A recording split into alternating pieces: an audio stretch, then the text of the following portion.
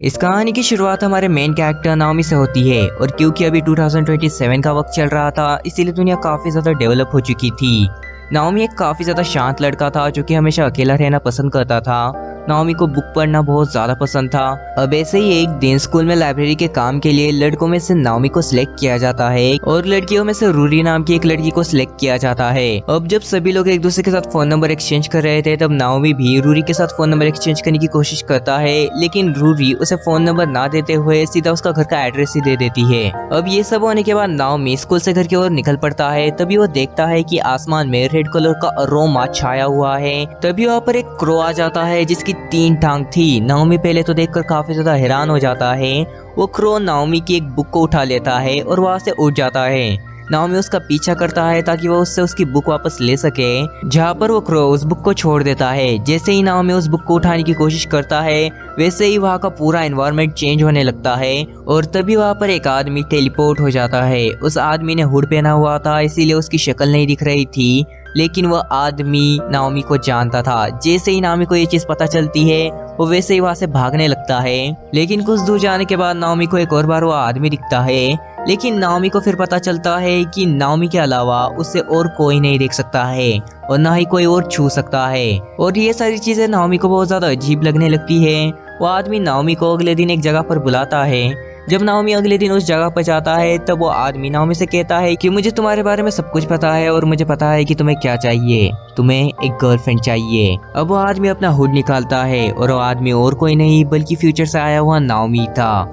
Future Naomi से कहता है कि जिस लड़की की वो बात कर रहा है वो लड़की रूरी है, लेकिन नाओमी कहता है कि रूरी तो उसकी टाइप की बिल्कुल ही नहीं है, क्योंकि नाओमी को क्यूट लड़कियां पसंद है और रूरी बिल्कुल भी क्यूट नहीं है। अब जब नाओमी फ्यूचर नाओमी से पूछता है कि आखिरकार वो यहाँ पर क्यों आया है, तब फ्यूचर नाओमी जवाब देता है कि ये दुनिया असली नहीं है, ये दुनिया ऑल्टेल्स नाम के कंप्यूटर के अंदर का एक डाटा है। ऑल्टेल्स एक ऐसा कंप्यूटर है जो कि सभी के सभी पास्ट के इंसिडेंट्स को अपने अंदर स्टोर करता है और वो जिस दुनिया से आया है वो दुनिया असली है। अब असली दुनिया में होता ये है कि जब नाओमी और रूरी एक दूसरे को डेट करना स्टार्ट करते हैं तब रूरी के ऊपर अचानक से बिजली गिर जाती है और रूरी की डेथ हो जाती है और वो बस ये देखना चाहता है कि अगर रूरी जिंदा होती तो क्या होता और सारी चीजें कैसे आगे बढ़ती। इसीलिए वो यहाँ पर आया है ताकि वो ऑल्टेल्स के अंदर तो रूरी को बचा सके। और क्योंकि फ्यूचर नाओमी इस दुनिया में किसी को छू भी नहीं सकता है इसीलिए वो नाओमी से उसकी हेल्प मांगता है ताकि वो रूरी को बचा सके। फ्यूचर नाओमी कहता है मैं वीक था, मैं पावरलेस था, इसीलिए मैं उसे नहीं बचा पाया, लेकिन तुम अब पावरलेस नहीं रहोगे।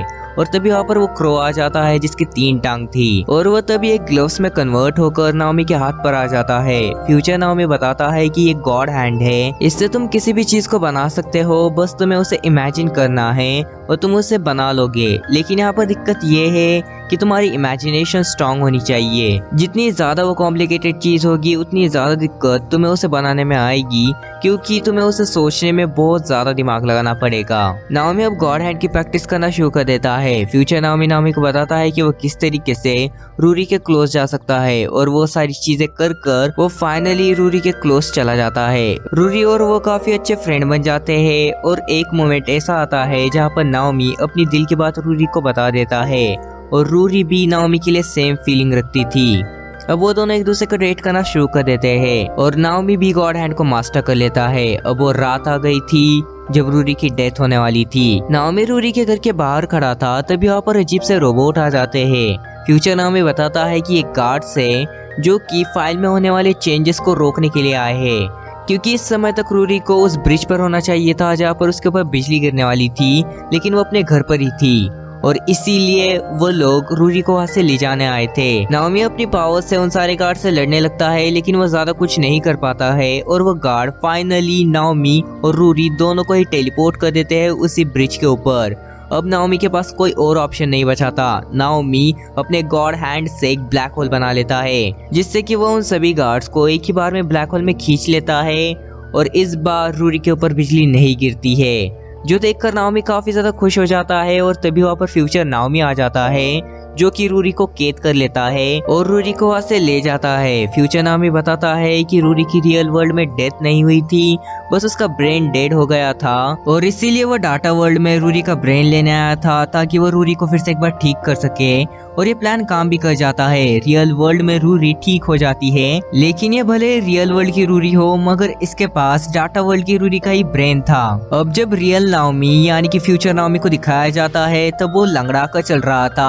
अब हमें उसकी बैक स्टोरी दिखाई जाती है। जब रूरी के ऊपर बिजली गिरती है उसके कुछ समय बाद नाओमी को ऑल्टेल्स के बारे में पता चलता है और नाओमी को पता चलता है कि वो रूरी को ठीक कर सकता है।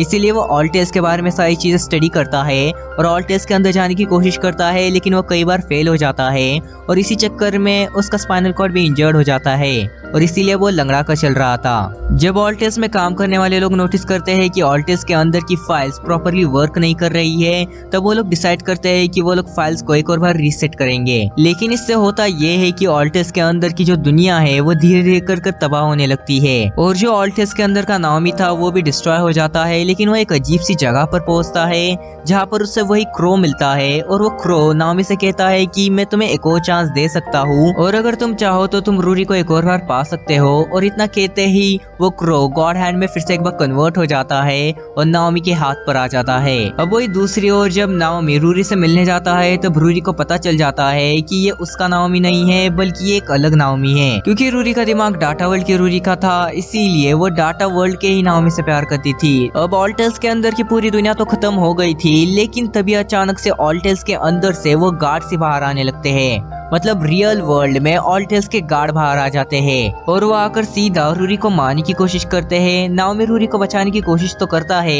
लेकिन वो फेल हो जाता है, मगर तभी वहाँ पर डाटा वर्ल्ड का नाओमी आ जाता है और वो रूरी को बचा लेता है और वहाँ से ले जाता है। वो गार्ड सभी भी रूरी के पीछे पड़े हुए थे। गॉड हैंड नाओमी से कहता है कि एक जगह ऐसी है जहाँ पर जाकर वो रूरी को एक और बार डाटा वर्ल्ड में भेज सकता है और क्योंकि डाटा वर्ल्ड फिर से एक बार रीसेट हो रहा है इसीलिए रूरी एक और बार डाटा वर्ल्ड में सेफली पहुंच सकती है। लेकिन वो जगह कई किलोमीटर दूर थी और गार्ड्स भी उनके पीछे पड़े हुए थे। तभी वहाँ पर फ्यूचर का नाओमी आता है जो कि उनकी हेल्प करता है और उन्हें उस जगह पर ले जाता है। अब गॉड हैंड कहता है कि रूरी को धीरे धीरे कर इन स्टेयर्स से नीचे उतरना होगा और वो डाटा वर्ल्ड में पहुंच जाएगी। रूरी ऐसे कर डाटा वर्ल्ड में पहुंच जाती है, लेकिन नाओमी यहीं पर रह जाता है। वही दूसरी ओर वो जो गार्ड थे वो सभी एक दूसरे के साथ मर्ज हो जाते हैं और एक अजीब से क्रिएचर में कन्वर्ट हो जाते हैं और फ्यूचर नाओमी को मारने की कोशिश करते हैं। नाओमी और फ्यूचर नाओमी को कुछ समझ नहीं आ रहा था कि ये सब क्या हो रहा है, लेकिन तभी फ्यूचर नाओमी को पता चल जाता है कि ये सब क्या हो रहा है। गार्ड्स उन्हें मारने की कोशिश कर रहे हैं जो कि इस वर्ल्ड में एक से ज्यादा है और इसीलिए वो या तो नाओमी को मारेंगे या फिर फ्यूचर नाओमी को मारेंगे। वो दोनों को ही मारने की कोशिश करते हैं, जहाँ पर नाओमी अपने गॉड हैंड से फ्यूचर नाओमी को बचा रहा था, लेकिन आखिर में फ्यूचर नाओमी अपने आप को सैक्रिफाइस कर देता है ताकि वो नाओमी को बचा सके। अब सारी चीजें फिर से एक बार रीसेट हो जाती है और नाओमी भी डाटा वर्ल्ड में एक और बार पहुंच जाता है और रूरी के साथ डाटा वर्ल्ड में खुश रहने लगता है। लेकिन यहाँ पर हमारी स्टोरी एंड नहीं होती है। हमें एंडिंग के सीन में दिखाया जाता है कि चांद पर एक बेस में एक आदमी को होश आ रहा है और वो आदमी और कोई नहीं बल्कि नाओमी था और नाओमी के सामने रूरी खड़ी थी जो कि काफी बड़ी हो गई थी और नाओमी भी काफी बड़ा हो गया था और यहीं पर हमारी स्टोरी एंड हो जाती है। अब प्रोबेबली ये थोड़ी सी कंफ्यूजिंग एंडिंग हो सकती है, लेकिन इस मूवी की एंडिंग ऐसी ही है जो कि फैंस के ऊपर छोड़ दी है कि तुम अपनी थियरीज बना सकते हो। और यहाँ पर एक और चीज तुमने नोटिस कर ली होगी कि ये एक एनिमी मूवी है ना कि एक एनिमी सीरीज है। तो मैंने एनिमी मूवीज भी एक्सप्लेन करना स्टार्ट कर दिया है, तो तुम मुझे किसी एनिमी मूवी का नाम कमेंट में बता सकते हो जिसे कि मैं एक्सप्लेन कर सकूं और तब तक तुम हमारी इन वीडियोस को देख सकते हो। अगर तुम चाहो तो हमारी एक ऑसम सी प्लेलिस्ट को चेक कर सकते हो या फिर इस वीडियो को चेक कर सकते हो।